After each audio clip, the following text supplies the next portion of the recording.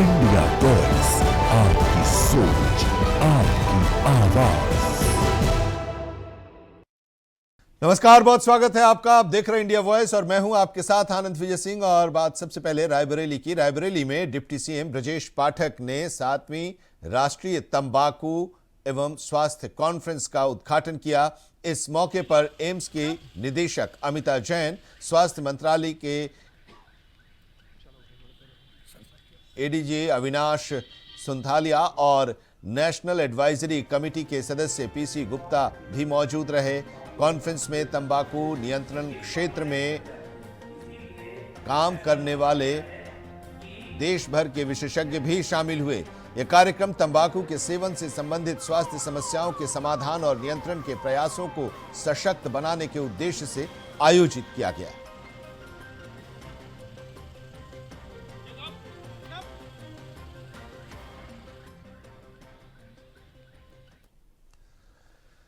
महोबा में उत्तर प्रदेश सरकार के मंत्री स्वतंत्र देव सिंह को बीजेपी विधायक बृजभूषण राजपूत ने उनका रास्ता रोक लिया और यह विवाद 100 ग्राम प्रधानों के साथ युवा उद्घोष कार्यक्रम से लौटने के दौरान हुआ।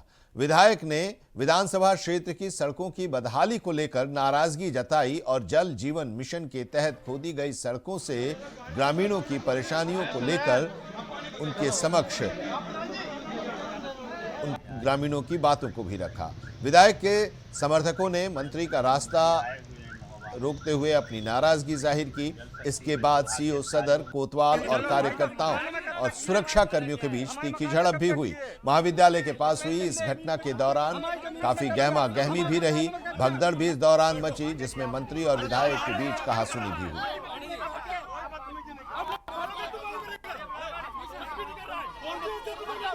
देखिए, जनता की समस्या है हर घर नल योजना की, जो देश के यशस्वी प्रधानमंत्री माननीय नरेंद्र मोदी जी ने बुंदेलखंड को तोहफे के रूप में दिया है। समस्या के लिए, समस्या दूर करने के लिए, हर घर तक नल पहुंचे, पानी पहुंचे, वो योजना अभी पूरी तरीके से गांव में नहीं पहुंची है। काम नहीं हो पा रहा है, सड़कें टूटी पड़ी है, पाइपलाइनें जो है खराब हो गई हैं, टंकियां चू रही हैं। उसको लेके गांव में आक्रोश था, प्रधानों में आक्रोश था। हम लोगों ने कई बार शिकायत की और जब समस्या का समाधान नहीं हुआ तो मंत्री जी आए थे, तो इसलिए हम लोगों ने उन्हें ज्ञापन दिया है। रास्ता नहीं रोका था, वो हमारे गार्जियन से उनको कोई बात कहनी थी, उनके लिए उनको कहा, अपनी बात रखी। और अभी उन्होंने मीटिंग में सबको बुलाया भी था, सभी प्रधान बंधु गए थे। और जो हर घर नल योजना वाला कार्य चल रहा है, जिसमें कि ग्राम पंचायतों की सारी सड़कें खुद ही पड़ी हुई हैं, जो भी शेष कार्य बचा हुआ है उसको उन्होंने 20 दिन के अंदर कराने का पूरा आश्वासन दिया है। और खबर इटावा से, जहां समाजवादी पार्टी के राष्ट्रीय अध्यक्ष और पूर्व मुख्यमंत्री अखिलेश यादव ने सैफई की अपने पार्टी कार्यालय में प्रदेश भर से आए कार्यकर्ताओं से मुलाकात की। इस दौरान उन्होंने पार्टी संगठन से जुड़े मुद्दों को लेकर भी चर्चा की। इस कार्यक्रम को लेकर राज्य के विभिन्न जिलों से बड़ी संख्या में पार्टी के कार्यकर्ता भी सैफई पहुंचे थे और उनसे मुलाकात की। पार्टी अध्यक्ष अखिलेश यादव ने और उनको संबोधित भी किया, बातचीत भी की, संवाद भी किया।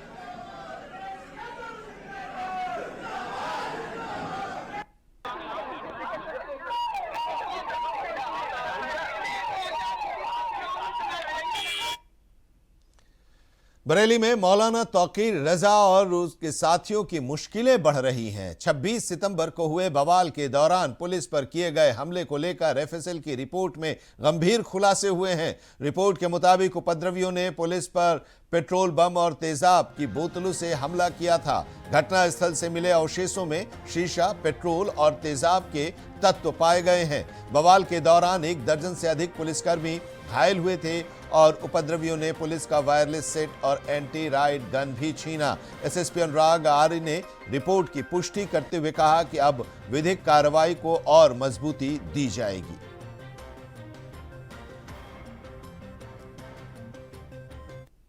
उसमें 2 एफआईआर्स थी, जिनमें 489/25 जो थाना कोतवाली की थी और 1146/25 जो थाना बरादरी की एफआईआर थी। इनमें मौके से जो एविडेंस कलेक्ट हुआ था उसको भेजा गया था एफएसएल, उसमें उसका टेस्ट कराने के लिए। और दोनों ही केसेस में 489/25 जो कोतवाली का घटनाक्रम था उसमें जो कांच के टुकड़े एफएसएल भेजे गए थे उनमें पेट्रोल की प्रेजेंस कंफर्म हुई है कि उन कांच के टुकड़ों में पेट्रोल था, जो ये सत्यापित करता है कि वहाँ पे कुछ लोग ऐसे थे जो पेट्रोल शीशे की बोतलों में लेके पहुंचे थे। इसी प्रकार से जो बारादरी वाली घटना है जिसमें एविडेंस कलेक्शन के दौरान जो टुकड़े भेजे गए थे उसमें एसिड सत्यापित हुआ है कि उसमें एसिड की प्रेजेंस थी, जो अगेन इस बात को वेरीफाई करता है कि वहाँ पे बहुत से लोग ऐसे थे, कुछ लोग ऐसे थे जो इस तरह का हमलावर होकर वहाँ पहुंचे थे और उनकी प्लानिंग इस तरह की थी कि पुलिस के ऊपर हमला किया जाए। मथुरा में एक धार्मिक कार्यक्रम के दौरान समाजवादी पार्टी के राज्यसभा सांसद राम गोपाल यादव ने यूपी सरकार और सनातन धर्म को लेकर बड़ा बयान दिया। राम गोपाल यादव ने कहा कि वह हनुमान जी के भक्त हैं और संतों का सम्मान करते हैं। स्वामी अविमुक्तेश्वरानंद सरस्वती को लेकर उन्होंने कहा कि वो एक अच्छे संत हैं, हर साल यहाँ आता हूँ और दिखावटी नहीं है। जहाँ पर वो गए थे वहाँ पर भी उन्होंने स्वामी जी के जो थे वहाँ स्वामी उनका भी आशीर्वाद लिया और दर्शन किया। और इसके बाद राम गोपाल यादव ने यूपी सरकार पर निशाना साधते हुए कहा कि यूपी सरकार सनातन धर्म का अपमान करती है। शंकराचार्य स्वामी अविमुक्तेश्वरानंद महाराज के प्रयागराज संगम को लेकर भी राम गोपाल यादव ने अपनी बात कही और जो चर्चा का विषय बन गया है उनके इस बयान से राजनीतिक हलकों में चर्चा शुरू हो गई। हम जान गए कि व्यस्त हो, आप व्यस्त रहे, व्यस्त रहे। हनुमान का भक्त हूँ और स्वामी जी का बहुत सम्मान करता हूँ। अच्छे संत हैं, ये दिखावटी नहीं। वैसे तो डेरा लोगों ने डाल रखा है, तमाम लोगों ने, प्रोफेशनल लोग हैं, लेकिन जिस संत है सही मान बाबा सियाराम। अमेठी में भारतीय जनता पार्टी ने एसआईआर अभियान के बाद अब फॉर्म 6 भरने की प्रक्रिया शुरू कर दी है। पार्टी के कार्यकर्ता बूथ स्तर तक पहुंचकर मतदाता सूची में नाम जोड़ने और संशोधन के लिए फॉर्म 6 भरवा रहे हैं। मतदान केंद्रों पर बढ़ी हुई भीड़ इस बात का संकेत है कि लोग सक्रिय रूप से मतदाता सूची में अपने नाम जोड़ रहे हैं। बीजेपी के पूर्व विधायक चंद्र प्रकाश मिश्र ने मटियारी पहुंचकर जामो मंडल के बूथ संख्या 163 पर फॉर्म 6 भरवाया और प्रक्रिया में मदद की। मटियारी ने सभी कार्यकर्ताओं से अपील की है कि वे अपना नाम मतदाता सूची में सुनिश्चित कराएं और नए मतदाताओं को जोड़ने में वो जुट जाएं। हर बूथ पर रोजाना 10 नए फॉर्म भरने का लक्ष्य निर्धारित किया गया है।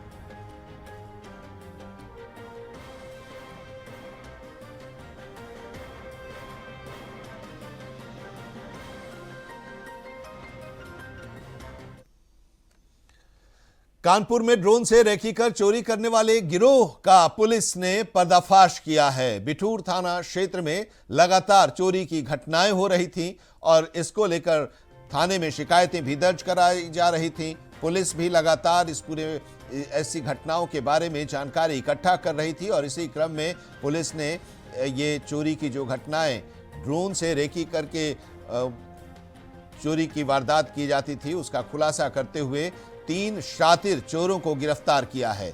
आरोपी चोरी से पहले ड्रोन कैमरे की मदद से इलाके की रेकी करते थे और फिर वारदात को अंजाम देते थे। गिरोह का सरगना एक कुख्यात अपराधी है जिसके खिलाफ पहले से ही 11 मुकदमे दर्ज हैं। पुलिस ने आरोपियों के कब्जे से चोरी का सामान, चोरी में इस्तेमाल किए जाने वाले औजार और एक कार भी बरामद की है। पुलिस के अधिकारियों के मुताबिक आरोपियों पर गैंगस्टर एक्ट के तहत भी कार्रवाई की जाएगी। ये 3 नकबचंद थाना क्षेत्र बिठूर से इनकी गिरफ्तारी हुई है और इनके जो नाम है मुकेश राजपूत, आकाश राजपूत और सूरज। ये तीनों मूलतः जनपद थाना कोतवाली जनपद मैनपुरी के रहने वाले हैं और ये अभ्यस्त शातिर किस्म के अपराधी हैं। तीनों का लंबा चौड़ा आपराधिक इतिहास है। इन लोगों को जब पकड़ा गया तो इनके पास से काफ़ी भारी मात्रा में चोरी के जो सामान है वो भी पुलिस ने बरामद किया है। इसमें से जो व्यक्ति है आकाश राजपूत उर्फ ढिल्ला, ये पहले भी कई बार चोरी में जेल जा चुका है और ये इस पूरे गैंग का एक तरह से गैंग लीडर है। इन लोगों के पास से जब तलाशी ली गई तो इनके पास से गैस कटर बरामद हुआ। इनके पास से एक ड्रोन कैमरा भी बरामद हुआ जिससे ये लोग ड्रोन से सर्विलांस से ये लोग मॉनिटरिंग करते थे, देखते थे कि किस घर की छत पे क्या है। प्लस गैस कटर से ये लोग जिस घर में ताले बंद रहते थे, गैस कटर से ये लोग ताला भी घर में काट करके चोरी को अंजाम देते थे। खबरें अभी और भी हैं, एक छोटे से ब्रेक के लिए रुकते हैं। आप देखते रहिए इंडिया वॉइस। ब्रेक के बाद आपका एक बार फिर से स्वागत है। लखनऊ नगर निगम जोन 1 में नगर आयुक्त के निर्देश पर अवैध अतिक्रमण के खिलाफ बड़ी कार्रवाई की गई। यह कार्रवाई शहर में बढ़ते जाम को देखते हुए की गई ताकि जनता को राहत मिल सके। अभियान के तहत लालबाग नूर मंजिल के पास अवैध रूप से कब्जे की गई दुकानों पर बुलडोजर चलाया गया। अतिक्रमणकर्ताओं के खिलाफ यह अभियान तेज किया गया है ताकि सड़कें खाली रहें और यातायात सुचारू रूप से चले। मौके पर जोनल अधिकारी ओम प्रकाश सिंह और ईटीएफ 296 की टीम भी मौजूद रही। इन्होंने कार्रवाई को सुचारू रूप से अंजाम दिया।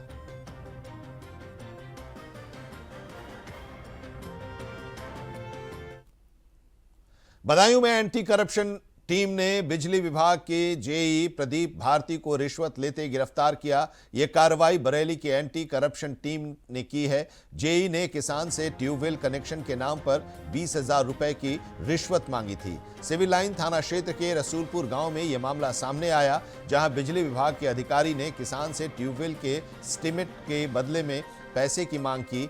एंटी करप्शन टीम ने जेई को रंगे हाथों पकड़ा और उसे गिरफ्तार कर लिया। मतलब रिश्वत मांग रहे थे हमसे। किस चीज़ की? ट्यूबवेल के कनेक्शन के लिए। अच्छा। वो बोले एस्टीमेट जब बनाएंगे, जब 20,000 रुपये आप हमें देंगे तब। अच्छा, फिर क्या हुआ? तो मैंने शिकायत करी थी ऊपर जाके। हाँ। तो उन्होंने बोला, साहब ने बोला ठीक है हम देखते हैं। और आज मौजूदगी कार्रवाई में उन्होंने सामने पकड़ लिया। उन्होंने हम लोग वहाँ गए पैसे देते हुए उन्होंने पकड़ा था। रुपए देते हुए? हाँ जी। कितने रुपए दिए? 20,000 दिए थे। अच्छा, ये कहाँ पे पकड़वाए आप? ये पकड़वाए यहाँ पे अपने रसूलपुर कैंप लगा था, वहाँ पे कैंप में। तो क्या नाम है जेई साहब का? जेई साहब का नाम है प्रीति भारती। अच्छा, बाबू करेंगे। तो इस समय कहाँ है जेई साहब? अभी इस समय ये बदायूं में हम रहे थे और हमारे गांव में भी बिजली विभाग पे। अच्छा, करौलिया में जी। मुरादाबाद में बाबा साहब की प्रतिमा को लेकर हुए विवाद के बाद स्कूल के अंदर घुसकर प्रधानाध्यापक की पिटाई का एक वीडियो वायरल हुआ है। दरअसल बाबा साहब भीमराव अंबेडकर के चित्र को लेकर विवाद का आरोप लगा, जिसके बाद कई लोगों ने शिक्षक की पिटाई की। इस दौरान मारपीट में घायल शिक्षक ने 40 से 50 लोगों के खिलाफ करीब 50 लोगों के खिलाफ मारपीट का आरोप लगाया है। वहीं वीडियो वायरल होने के बाद पुलिस ने संज्ञान लेते हुए जांच शुरू कर दी है।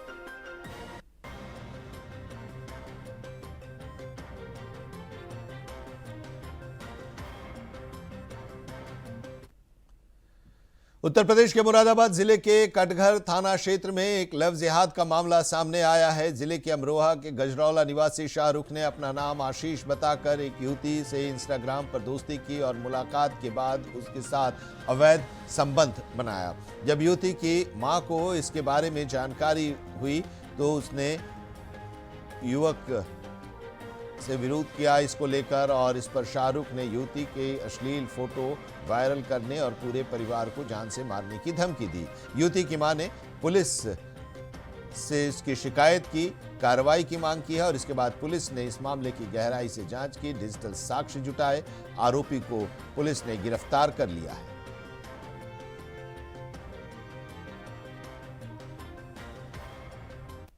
राम राम सभी भाइयों को। मैं नितेश राजपूत, शिव सैनिक कार्यकर्ता। आज हम किसी कार्य से बाहर जा रहे थे तो एक लड़का एक लड़की, जिस लड़की हिंदू है और लड़का मुसलमान। तो हमने जाते हुए उन्हें देखा, मुझे थोड़ा शक हुआ। मैंने कि ये लोग यहाँ क्या कर रहे हैं। बलदेवपुरी के अंदर, बलदेवपुरी पीतल नगरी के अंदर हमने देखा कि ये लोग यहाँ क्या कर रहे हैं। मैंने उन्हें पूछा, मैंने कि भाई आपका नाम क्या है? तो उसने बताया कि मेरा नाम शाहरुख है, और लड़की ने बताया कि मेरा नाम, हिंदू नाम बताया, नाम तो मैं नहीं लूँगा, हिंदू नाम बताया उसने कि मेरा नाम ये है। तो मैंने उससे सवाल किया, मैंने कि क्यों, क्या, किस वजह से तुम लोग साथ में घूम रहे हो। और खबर मेरठ के बहसूमा थाना क्षेत्र से, जहां एक लड़की को बंधक बनाकर दुष्कर्म करने का मामला सामने आया है। पीड़ित लड़की खेत जा रही थी। रास्ते में गांव के ही एक युवक ने उसे जबरन अपने घर खींच कर लाया और उसके साथ दुष्कर्म की घटना को अंजाम दिया। आरोपी ने पुलिस से शिकायत करने पर हत्या की धमकी भी दी। पीड़िता किसी तरह अपने घर पहुंची, घटना की जानकारी अपने परिजनों को दी। इसके बाद पीड़िता ने जहरीला पदार्थ खा लिया। परिजनों ने तुरंत उसे अस्पताल में भर्ती कराया है। परिजनों की शिकायत पर थाने में मामला दर्ज कर लिया गया है और आरोपी को पुलिस ने गिरफ्तार कर लिया है।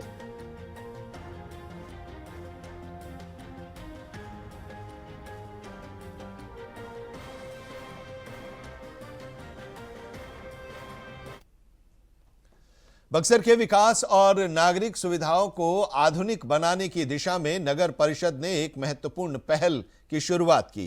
नगर परिषद में आयोजित कार्यक्रम में जीआईएस बेस मैप और संपत्ति सर्वेक्षण कार्य का विधिवत शुभारंभ किया गया। यह कार्य नगर विकास एवं आवास विकास बिहार सरकार के आदेश के तहत विवियन टेक्नोलॉजी द्वारा संपादित किया जा रहा है। परियोजना को 2 चरणों में पूरा किया जाएगा। पहले चरण में अत्याधुनिक जीआईएस तकनीक के माध्यम से पूरे शहर का बेस मैप तैयार किया जाएगा।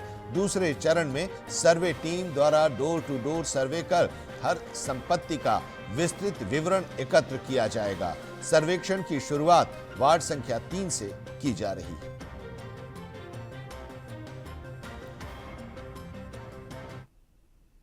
ये देखिए, ये एक्सपेरिमेंटल बेसिस पे अभी वार्ड नंबर 3 से ये शुरुआत की जा रही है।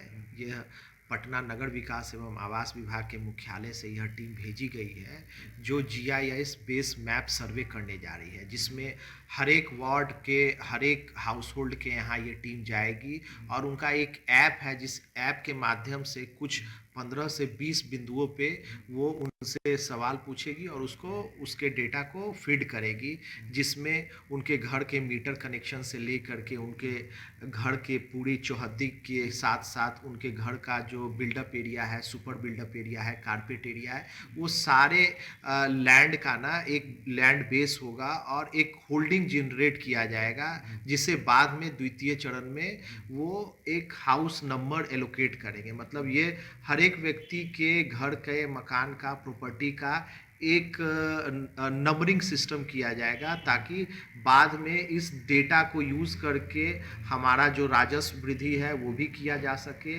और लोगों को उनके प्रॉपर्टी डिटेल्स के बारे में भी पूरी जानकारी मिल पाए। और अब खबर बिहार के सहरसा से, जहां पर रमेश झा महिला महाविद्यालय की छात्राओं ने परीक्षा फॉर्म भरने की अनुमति नहीं मिलने पर विरोध में सड़क जाम किया। छात्राओं का कहना है कि विश्वविद्यालय के नियमों के तहत सभी विषयों के एचओडी द्वारा उन्हें अनुमति दी गई है, लेकिन संगीत विषय की जो प्राध्यापक हैं उनके द्वारा फॉर्म भरने की अनुमति नहीं दी जा रही है, जिससे उन्हें समय और पैसा दोनों का नुकसान हो रहा है और इसी को लेकर विरोध में सड़क जाम किया। इसकी सूचना पुलिस को मिली। तत्काल पुलिस मौके पर पहुंची, छात्राओं से बातचीत कर उन्हें आश्वासन दिया और फिर सड़क जाम हटा और यातायात फिर से बहाल हो पाया।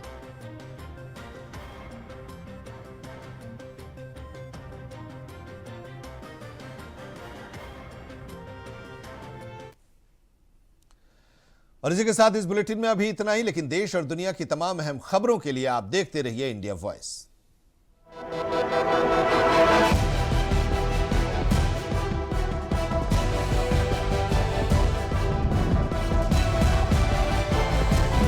इंडिया वॉइस, आपकी सोच, आपकी आवाज।